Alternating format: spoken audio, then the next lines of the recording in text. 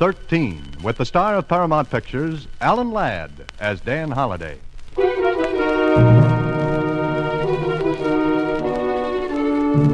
Box 13, care of Star Times. You advertised for adventure? I have it for you. If you will go any place, I can offer Paris. If you will do anything, you are the man I need. If you're interested, call at my office any day between the hours of 10 a.m. and... Any day between the hours of 10 a.m. and noon. I am at 247 Wabash Place, signed William Martin. Paris. Adventure. What a dream that could have been. It was, but the awakening was different.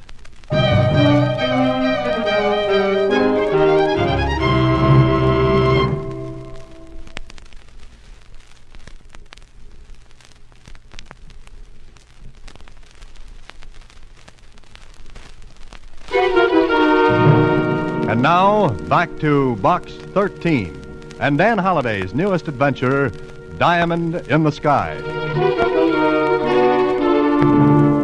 It sounded great. A trip to Paris and adventure for the frosting on the cake. Whoever Mr. William Martin was, he must have known that waving a deal like that in front of anyone was making it a sure thing. But Susie, as usual, had something to say. I don't know, Mr. Holliday. Maybe it's just somebody kidding you. That's the girl, Susie. Get out the wet blankets, spread them around. Then again, maybe this Mr. Martin is beyond approach. The word, Susie, is reproach. But I've got a brilliant idea. What, Mr. Holliday? It's all very simple. I go to see Mr. William Martin at 247 Wabash Place.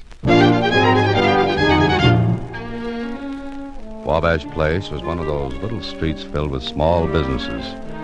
But number 247 was by itself. No display window in front like the others. I thumbed a bell button that had a card under it with William Martin engraved on it. 1 minute later, after introductions, I was looking across a desk at a short, stocky, apple-cheeked man who said...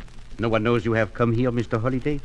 No, just my secretary. Oh, but she won't say anything. You're positive? I am. Ah, good. A cigarette, Mr. Holliday. Oh, yes, thanks. And a light. You do not like my brand, huh? All this lacks is a fuse. What's in it? My special tobacco. But here's an ashtray. Thanks. Well, Mr. Martin, you wrote that letter to Box 13, and here I am. Ah, good. Down to business, then. He opened a drawer, took out a photograph, and slid it across the desk to me. What I saw was a picture of a diamond. But what a piece of ice. I was studying it when Martin spoke again. I see by your expression, Mr. Holliday, that you are properly impressed. Oh, I'm impressed, Mr. Martin. What is this, the Rock of Gibraltar or something? Not quite. That is the Mirabilis diamond. Oh. You've heard of it, then? Yes, but how does it concern me? Here. These credentials will tell you who I am. William Martin. Well, that's my name, yes, but, well, you look. Martin passed me a sheaf of papers with his photo on them. He was William Martin, representative of Jason Van de Cleef. The name sounded familiar. Martin read my expression again, and... Mr. Vanderclift is a diamond merchant. He has recently purchased the Mirabilis for $1 million. That's a lot of hay for a lot of ice. I beg your pardon? I'm sorry. Go ahead, Mr. Martin. The gem is in Paris. I am to get it and bring it over here. I see. And, Box 13? You will go with me, Mr. Holliday. I have reservations for you on the plane. Oh, now, just a minute. I'm not a bodyguard, Mr. Martin, or a private detective. Please. Nothing so crude, Mr. Holliday. No, I have a much better plan. But first, let me tell you something. There is no jewel thief in the world who would not risk everything to get the Mirabilis. He could never sell it. No.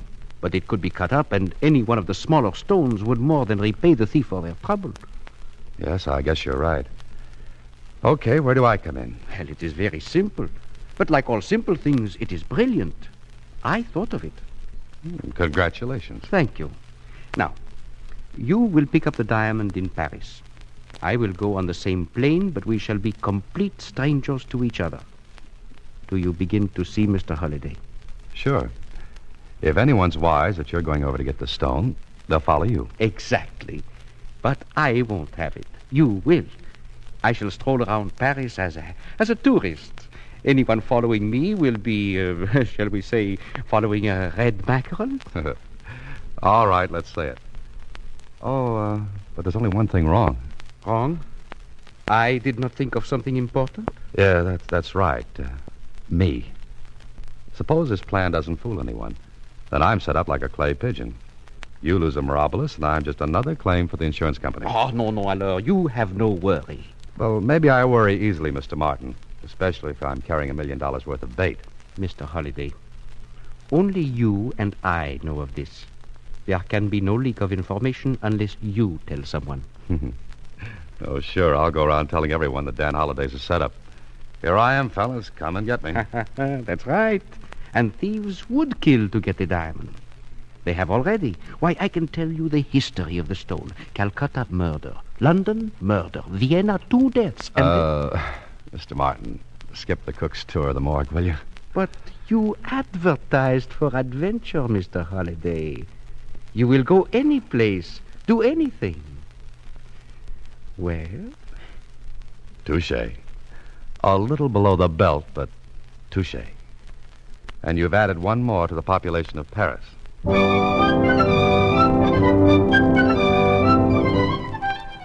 Martin's plan was simple, and if it worked, a good way to get the Mirabilis into the United States. I said if.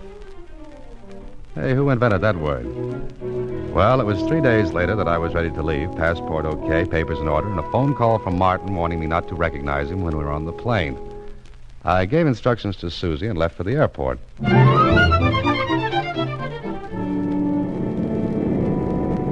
few hours later, I was out over the Atlantic. Martin sat well in front of me and never once looked back.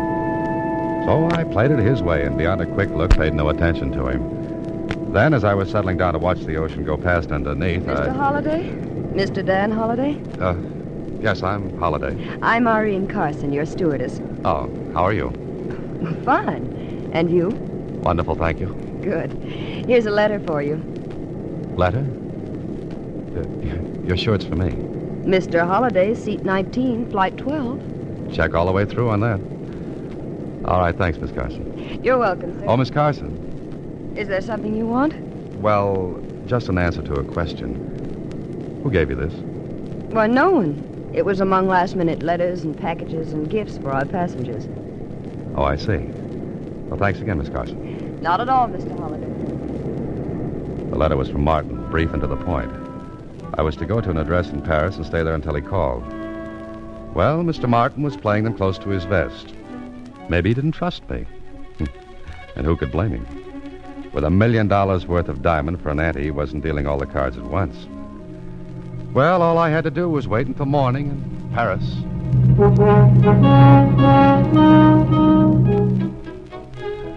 Early next morning, we landed at the Bourget field. I stuck close behind Martin leaving the plane, but he didn't give me a tumble, so, well, I guess my cue was to hold up at the address mentioned in the letter until he got in touch. I was trying to flag down a taxi when... Is this the last time you saw Paris, Mr. Holliday? Oh, hello there, Miss Carson. Looks like you're having trouble. Yes, a little. Say, how do you get one of these grounded grasshoppers to stop? You wave in French, like this. Oh, just like that, huh? Just like that. Teach me to wave like that, and I'll be able to get a taxi in Paris. Of course, if you lend me your face. There's nothing to it. Oh, I almost forgot. I came out here to find you. Oh, something wrong? Passport, papers? No, but I believe this is yours. How did you get this? I found it on the floor of the plane just after you left. Oh? What's the matter? Nothing. Can I give you a lift? No, thanks. I have my reports to make out. Maybe some other time if we're still in Paris, huh? Well, I'll be for 3 days before the hop back to the States. No, I see. Well, thanks a lot, Miss Carson. I'll be seeing you. I hope so, Mr. Holliday. She walked away from me. In my hand was the letter from Martin telling me where to stay until I heard from him. I hopped into the cab, gave the driver the address, and then leaned back in the seat to do some thinking.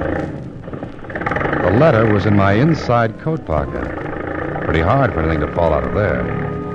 But my coat had been on a hanger, and I'd been away from it just long enough for anyone to pick up that letter. So, if anyone was wise to the way the game was being played, Martin was home safe, while I stood a better than even chance of being picked off of first base. A half hour later, I was sitting in the little room at the address given me when... Yes? We? Hello. Holiday? Yes? Oh, Martin? Yes. Everything was all right? Fine. Now what? You are sure no one knows where you are? Well, Holiday.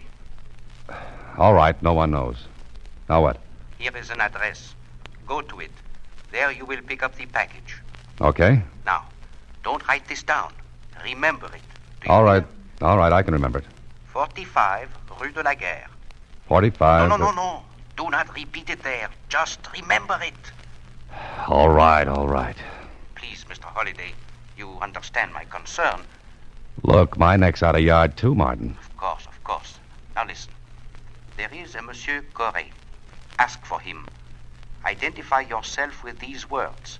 I've come from the sky. You hear that? I got it. Then what? There will be no question. Those words are our code. Now, I am registered at the Vendôme Hotel.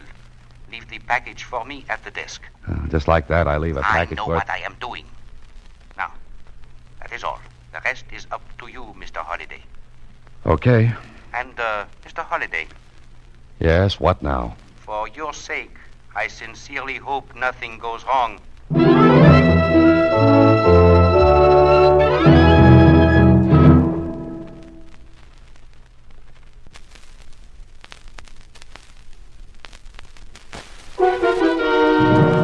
And now, back to Box 13 and Diamond in the Sky with Alan Ladd as Dan Holliday. The rest was up to me, Martin said. All I had to do was collect the Mirabilis diamond, see that I wasn't caught off base, deliver it to Martin, and then that was all. I hailed a cab on the street. 4-5 Rue de la Guerre. Beat. Governor, with an accent like that, just talk English. Guess it wasn't very good, huh? Are you an American? No, a Londoner from Limehouse. Hop in, sir. That was 45 Rue de la Guerre, wasn't it? Yes, that's right. How did you know I was American? You kidding? I drove a cab 3 years in Brooklyn. He wants to know how I know he's an American. Okay, Limehouse. Then you should know what this means. Step on it, never mind the tickets, huh? Blimey, I ain't heard that since the days in Flatbush. Hold on, pal. Here we go.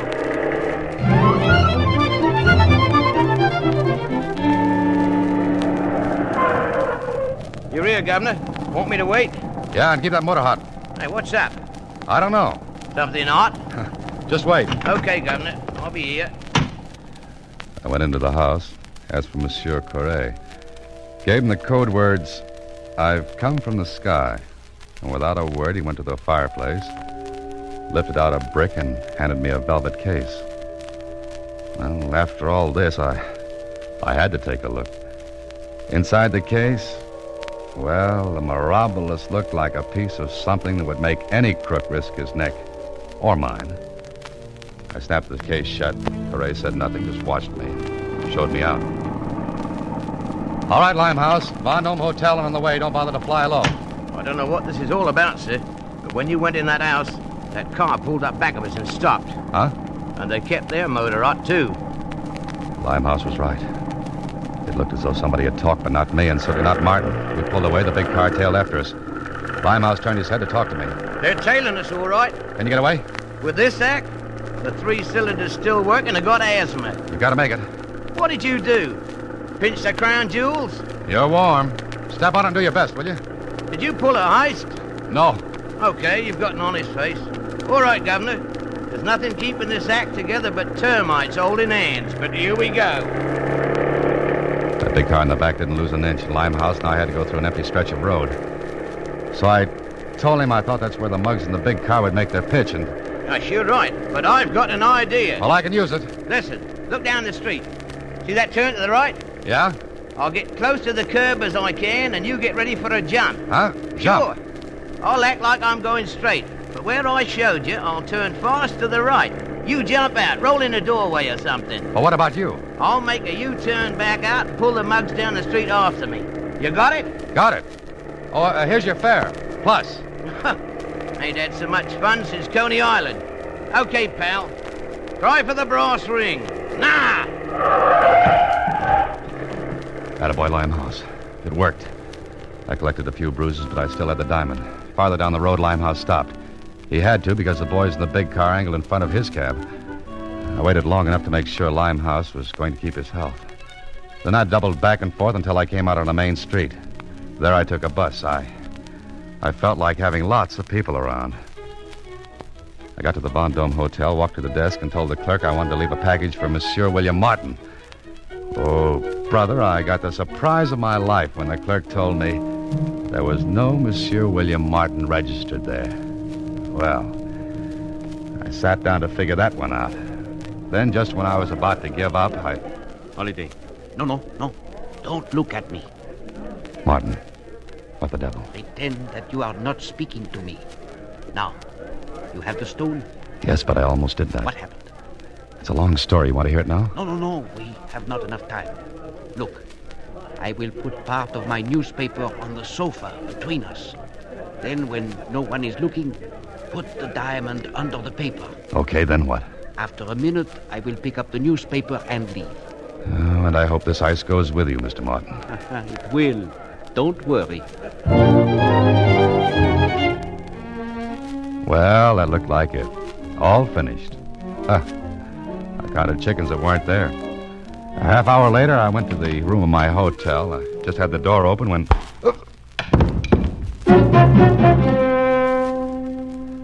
I woke from my deep dream of peace with a knot on my head and a distaste for the whole proceedings. And the room? Well, it was in shambles. Somebody had fine-combed it after drumming on my head. The manager knew nothing about it. Well, that made us even because I couldn't figure why somebody took the trouble to slug me and search the room when I didn't have the diamond. Unless somebody thought I was still carrying it. That somebody? I had an idea, and 40 minutes later, I was sitting across from Irene Carson at a little sidewalk cafe. Mr. Holliday, you're insane. I will be after another knock on the head. But why do you accuse me? Because no one but Martin knew where I was going to stay in Paris. And you. But this is ridiculous. How should I know? The letter you said dropped out of my pocket. It did drop from your pocket, and I did not read it. Really, I think this is a ridiculous story. A Mr. Martin who wasn't at his hotel to pick up a diamond worth $1 million, men chasing you, hitting you, searching your room. And now, simply because I had my hands on a letter, you accuse me of... Who else knew? You're Mr. Martin. And that's another thing. I never saw you with anyone on that plane. You spoke to no one. You got off alone. Really, Mr. Holliday, it's a fantastic story. No one saw me with Martin. Exactly. And now, if you'll excuse me, I've got to get back to Le Bourget. You've taken up too much of my time already. All right, Miss Carson. But will you do me a favor? What? Confess to the whole thing? Admit I'm a notorious international jewel thief? No, just get me on a plane back to the States. Look, I apologize. All right. All right, I accept the apology. And I'll do my best to get you out of Paris. You seem to be allergic to trouble here. You're so right, Miss Carson. You're so right.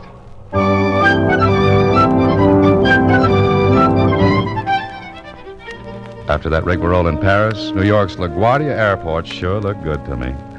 I was leaving the field when... Welcome home, Holiday. Well, Kling, what a nice surprise. I've got more. Come on. Hey, wait a minute. What is this? You're a writer. Write a line for yourself now. What are you talking about? I'm talking about a pinch, Holiday, which this is. Arrested? Now, wait a minute. It didn't make sense. Nothing made sense. On the way into the city, Kling wouldn't say a word.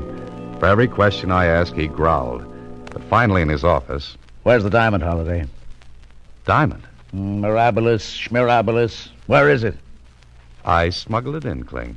So you got through customs. Now quit stalling. Where is it? Are you kidding? $1 million in ice and nobody, kids. Nobody. Now, wait a minute. Why did you pick me up? I stopped in at your office to say hello, and Susie told me that you were in Paris. Yesterday we got word from Jason Vandercliff that the Mirabilis diamond he was to get from Paris hasn't shown up. We checked with the Paris police.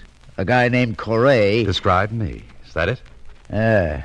Susie tells me you're in Paris. Corray describes you, and 2 and 2 make 4. Now start talking. Well, I told Kling the story, starting with Martin's letter to Box 13 and ending with my return to the States. Can you prove that yarn? Get Martin and ask him. That'll be a little tough. He's dead. What? Yeah. When did you leave for Paris? Day before yesterday. Martin's body was found in the river that day. We didn't get an identification until yesterday. Vandercliff identified him. Kling, you're crazy. I tell you, Martin went to Paris on the same plane with me. Here's Martin's photograph. Take a good look. This isn't Martin. Vandercliff ought to know. His own agent. And the Martin I went with was a fake. Yeah. Who probably killed the real Martin. Took his place, used his own photo and the credentials he showed you. That's a brilliant remark. Yeah, but the crooks who chased me in Paris, my being hit over the head after I got the diamond, Yeah, it's easy to figure now. Your fake Martin sent those hoods after you to get the diamond and get rid of you for good so you couldn't identify him. That's why he wasn't registered at the hotel, because he didn't expect me to show up at the diamond. And the crack over the head, your room searched. Sure. When I got away from his boys, he sent them to my room thinking I might go back there before I went to the Vendome. I walked in while they were searching the room and they slugged me. Don't you see, Kling, I'm in the clear. Yeah? How? Well, because I had nothing to do with the Holiday, you've got your story. But only Martin can keep you out of jail. Then you've got to find Martin. How? He must have taken an earlier flight from Paris. But how could he get the diamond through customs? I don't know. You know, Holiday, this looks like the end of Box 13 for you. Martin loses himself in a city of 7 million, lays low, and leaves you to take the rap. What if I find him? You'll still have to make him talk. Listen, Kling. You know I've never been mixed up in anything shady. Maybe I've been roped in because I follow things through, but never deliberately. What are you getting at? Will you let me find Martin? How? You're our only link with him, and you don't know a thing about him. He could dye his hair, leave off his glasses. I know, but if I don't find him, I'm in trouble. Is that right? You've never been more right in all your life. All right. If I don't find him in 24 hours, I'll walk back in here and you can do what you want with me. Is that a deal? You know, Holiday, when I was a kid, I always wanted to be a cop. My father wanted me to be a sign painter. Now I realize my father was a smart man. All right. Go ahead. A needle in a haystack. I was hunting for it, and it was a pretty sharp needle. Any character who could think up a frame as neat as this one would be tough to locate, if he was still in town. But I had to go ahead.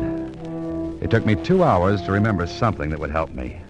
7 hours more to follow it up, and an hour to get hold of Irene Carson and take her with me. Then call Kling and give him the setup. It was later that night that I knocked on a door. Yes? Who is it? Telegram from Mr. Benjamin Slade. One moment, please. Hello, Martin. What? I used to be a salesman. I'm good at sticking my foot in doors. Who are you? Mother Hubbard, and I've come to take a look in your cupboard, Mr. Martin. My name is Slade, Benjamin Slade. So, you did dye your hair. And you're much prettier without glasses. I have never seen you before in my life. Yes, but I've seen too much of you. Come on, Slade, or Martin, give it up, will you? What brought you here? One of your peculiar cigarettes. I remembered I tried to smoke one when I first met you. You are insane. Yeah? I went to your fake office in Wabash Place. There was an ashtray with some cigarette butts still in it. It took me 7 hours to run down a dealer who makes your cigarettes. Clever. But I still deny ever having seen you before in my life. Oh? Okay, let's try something else. Come in, please, will you? Martin, this is Miss Carson. Our stewardess on the trip over. Remember? Hmm? Miss Carson, is this the man who gave you the letter to give to me? Yes, that's the man. I did not give Oh. Slips countenance game, Martin. Besides, your handwriting in the letter can be identified. You're too much too clever. Duck, Miss Carson. Oh! Okay, Martin, without a gun, you're just another sitting duck. Now get up and come on.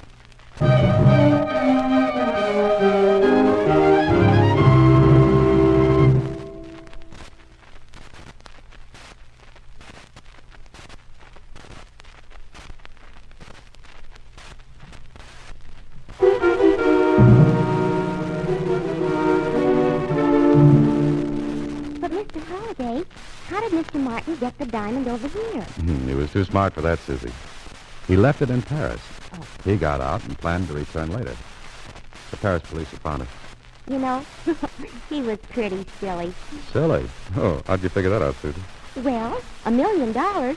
Jeepers, look at all the income tax he'd have to pay on it. Huh? Oh. Good night, Susie. Next week, same time, Alan Ladd stars as Dan Holliday in Box 13.